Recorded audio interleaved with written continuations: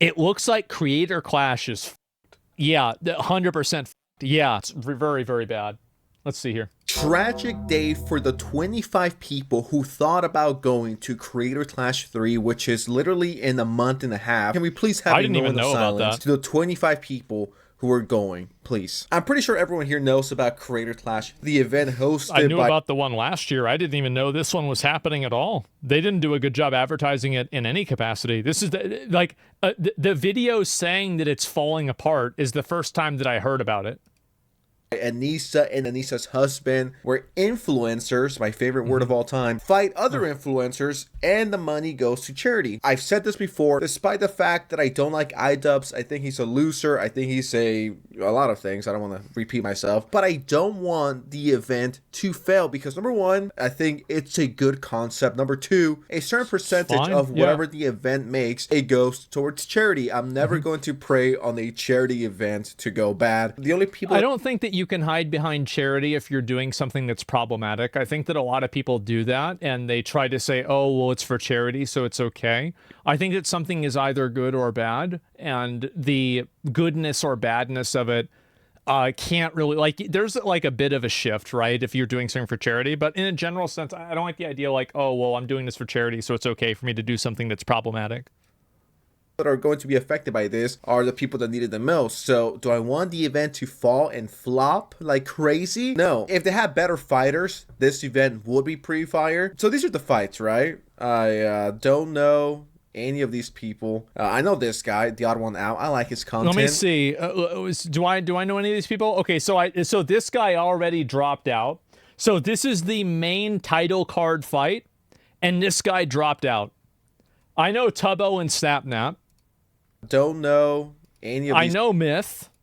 People. I know this guy. I know Will Neff. I like his content. OG YouTuber, if I'm not mistaken. Not sure if I know Don't Freddie. know. Oh yeah, I know this guy. I like their videos. I believe she works for the H3 podcast, if I'm not mistaken. She works for the H3 podcast. That's a little bit awkward, isn't it? That's really awkward. Oh, geez.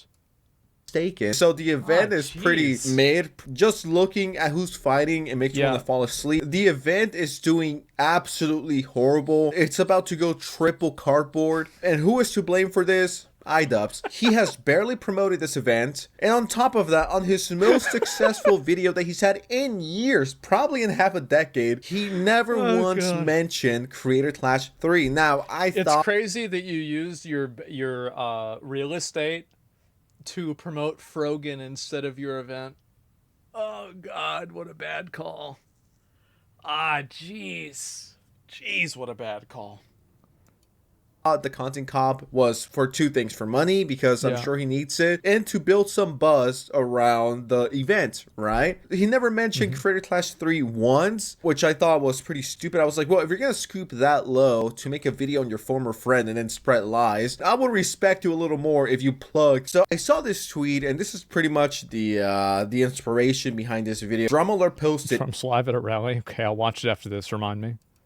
It's not looking too good for Creator Clash 3. And they show this Ticketmaster graph. This is not good. This is not good at all. Now, in my opinion, this card would have been a lot better if it had Frogan somewhere on here. Maybe me versus Frogan. I think that will be pretty hard. Honestly, I don't think that's going to happen. Oh, give us entertaining fight. Who cares about 90% of these? And I'm being very... I think this is a very fair criticism, is that the title card fights aren't very interesting.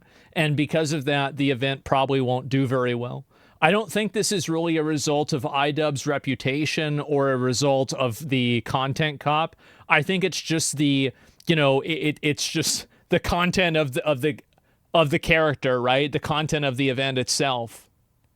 Generous, more like 98%. I do think they're going to cancel it because for whatever reason, iDubbbz thought it would be smart to book it at this arena, right? This arena has a 21,000 people capacity. Now, maybe if this was 2015 or 2016, maybe even 2017, iDubbbz could have sold this out within a few weeks. But this is 2025 iDubbbz we're talking about. I'm sure he would have a hard time selling out at a 2014, 2015 iDubbbz would have had a better lineup, and so it wouldn't have been a problem. And this is also the issue with like a declining popularity thing like this, is that whenever you have a declining like viewer base, obviously somebody doesn't want to get punched in the face in front of 5 people, but they'd be willing to do it in front of 50,000. So the more people that you can get to watch something, the higher the appeal is to get people to participate in it. That's just how it is. Yeah, Leafy versus iDubbbz. That's a good one. Chili's or at a fucking In-N-Out establishment, let alone a 21,000 people capacity. I have a question, and hopefully someone out there could answer this for me. Who is managing the books for iDubbbz? Who told them it was a good idea to rent out this 20,000+ people capacity arena? This is just unrealistic. And at his peak, this would have been low-key kind of hard to sell as well. I think mistake. A 10,000 people capacity would have been perfect. This is going to lose money like crazy. And on top of that, you have to pay the fighters, right? And there's a whole bunch of other expenses. It's not only, oh, let's rent the arena. It's everything else. That's a good idea. You could have Sender versus the other VTubers, and then maybe her boyfriend could come in halfway through the match and help her. That comes with that. In case you guys don't remember, the last Creator Clash lost $250,000, $250,000, and iDubbbz had to go on Twitch for like 10 to 12 hours to raise money for charity. Jesus. Respectable. I have some bad news to share with you. I really don't want to share it. I feel terrible. This year has been a rough one, but this is the path that I chose, so I think it's best to be transparent. We lost $250,000 on the event. The way that this typically works for anyone who's unaware is that once our expenses are paid off for the event, like all the minimums of like, you know, broadcasting, the hotel, travel, all that sort of stuff, once that's all paid off, then we can start paying the charities. Unfortunately, we didn't even reach the break-even point. Jesus. Right? We're $250,000. So why'd you do it again? I feel like, to me, I would say, bro, we didn't make any, like, let's try something else. Red. Yeah. Just look at this. This is brutal. If the event does go on, they're most likely going to just close these and just have these. So it becomes, what, a 10,000 people capacity? I mean, iDubbbz, you're going to be realistic. No one really likes you. No one really cares about you anymore. And I think on top of that... Jesus. This roster just sucks, dude. It's generally... And again, their title card fighter just dropped out. 90% shitty. Hope I'm wrong. Right? Because I don't want money to be taken away from charity. I am willing to bet that in about 2 to 3, 4 months, iDubbbz is going to upload a video talking about how Creator Clash 3 completely flopped, and he's going to have to sell his house for Creator Clash 4. He has no idea what he's doing with his life. Then we get this update. They have removed all the upper bowl sitting, which was what I was just Why would you even do? That's not even like... about. If I was iDubbbz or Anissa, I would be freaking the fuck out. I don't know how much it costs to rent. I would find a way to cancel that shit. I'm gonna be honest. Like, I would say, can't like, imagine yeah, bro, being like, cheap. this I is do it. believe the content cost was definitely for money to fund Creator Clash 3. At this rate, we'll probably get 3 more content cops just so they can fund the fucking arena. I do think this might be the last one. Once again, hope I'm wrong. I think it's a pretty interesting concept. It's just horribly... He's damaged his reputation too much for people to want to interact with him willingly. That's just the truth. Managed. The only time you hear about it is when there's drama with iDubbbz. No one genuinely cares for most of the fighters. And on top of that, iDubbbz is not even promoting it. It says right here, Creator Clash 3 has discounted about half of all available seating and reduced their price for seats also by about half. This is so close to the ring. It used to go for $215 and now it's going for $117. Now I think this is a bit further, but still. And once again, the only person that you could blame is iDubbbz. And then we got this. Jake Paul announced his next boxing event will be the same day as iDubbbz's Creator Clash 3. Oh my god. Oh jeez. I mean, I'm not going to watch either, truth be told. I don't give a fuck about Jake Paul or his boxing career. He's always boxing people that are so old or people Jake Paul's going to kill it? Yeah, people like Jake Paul. Past their prime, so well, they might not like him, but they want to see him get knocked out. I'll probably go towards the Jake Paul one. If you're paying $30 to $50 for a boxing event, who are you going to see? iDubbbz? Who's not even fighting? I remember even my dad had an opinion about the Mike Tyson one. or are you going to see Jake Paul? It low-key feels like they're doing this on purpose to sabotage themselves and then play victim. Of course, that's just my insane tinfoil conspiracy theory mode going on, but it just doesn't make any sense. If I'm iDubbbz, right, and I'm going all out, I'm gonna revive a dead series that I hated doing, I might as well plug my boxing event, right? I have no shame at this point. So here I am on the Ticketmaster website. I'm nowhere near Florida, but if I was in Florida, I would go to the event if it even happens in the first place. So I'm recording this video April 25th. It's kind of sad because I remember the first creator clash that happened was so fucking popular. Like, everybody was there.